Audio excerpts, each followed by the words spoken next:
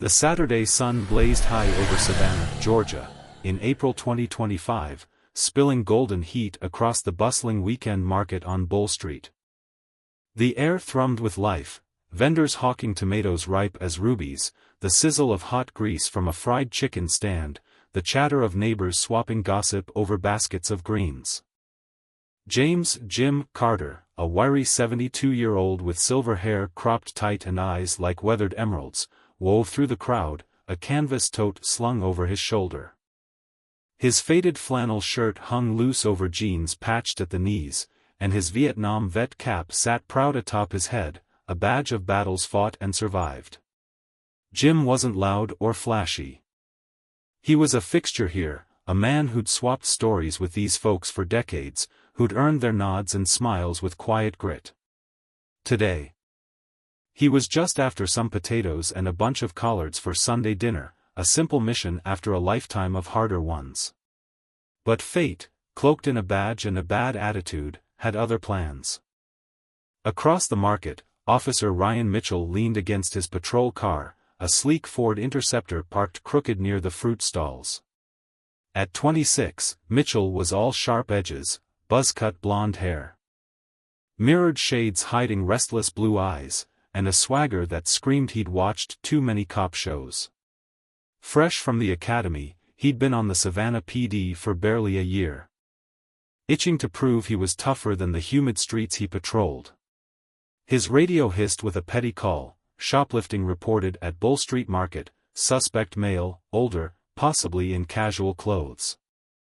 Mitchell's gaze swept the crowd, landing on Jim, flannel, tote bag, moving slow. "That's my guy," he muttered, straightening up, his hand brushing the cuffs on his belt. He didn't care that the description was vague as a ghost, he saw what he wanted, and he was ready to pounce. Jim was weighing a sack of spuds when the siren chirped, a short, sharp yelp that cut through the market's hum like a knife. Heads turned, but Jim barely flinched until Mitchell's boots thudded closer, his voice barking over the chatter, "Hey, you! Stop right there!" Jim glanced up, squinting against the sun, tote still in hand. "Me?" he asked, voice low and gravelly, tinged with disbelief.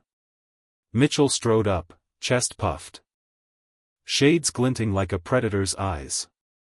"Yeah, you. Hands up, drop the bag, now."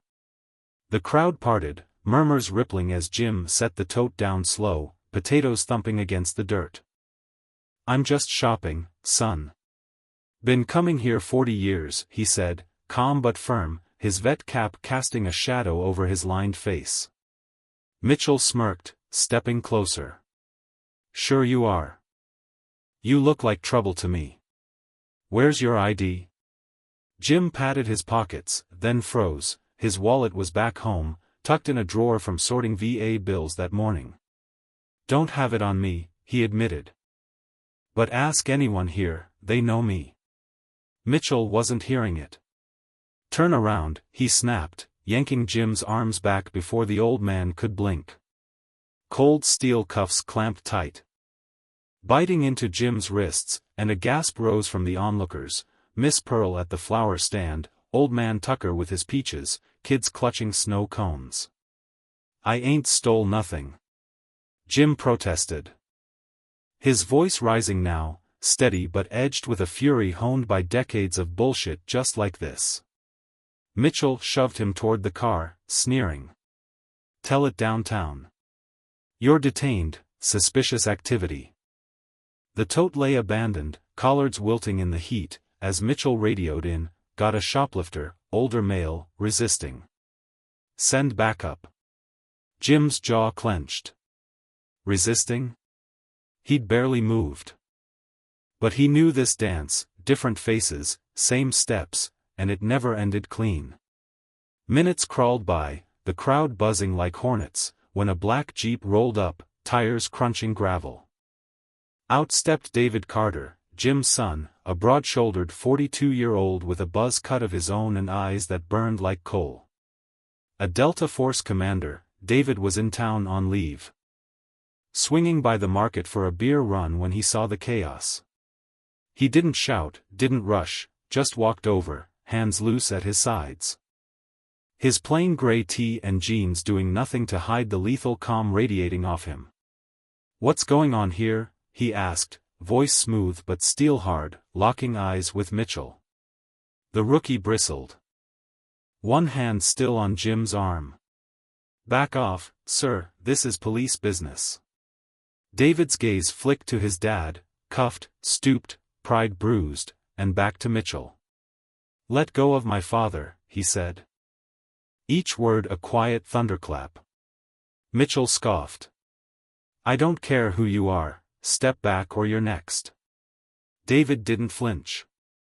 "Run his name, James Carter, resident since '78. Or keep digging your hole." Mitchell hesitated, bravado faltering under that unblinking stare, but he doubled down, shoving Jim toward the car. "He's got no ID, could be anybody." That's when the second squad car arrived. Two older cops climbing out, faces weary but stern. One glanced at David, then Mitchell, and sighed. "What's the deal?" David cut in before Mitchell could spin it. "He's harassing a vet over nothing." "Check the system." The older cop radioed dispatch, and within seconds, the truth crackled back. "James Carter, 72, clean record, lives 3 blocks west." Mitchell's face twitched. But he didn't uncuff Jim, not yet. David stepped closer, voice dropping low. "You heard it. Let him go, or I make a call you won't like." Mitchell's ego fought, but the older cop nodded. "Uncuff him. Ryan. This is done." The cuffs clicked free, leaving red rings on Jim's wrists.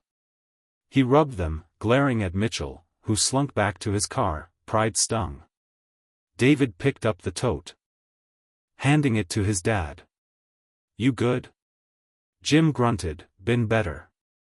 The crowd dispersed, whispers fading, but David wasn't finished. He pulled strings, old Delta contacts. A buddy in internal affairs, and by Monday, Mitchell's body cam footage was under review. It showed the rookie's arrogance plain as day, no cause, no questions, just a power trip. Coupled with a prior complaint, it was enough. A week later, Mitchell was out, fired, badge stripped, career torched. Jim got an apology from the precinct, a handshake from the chief.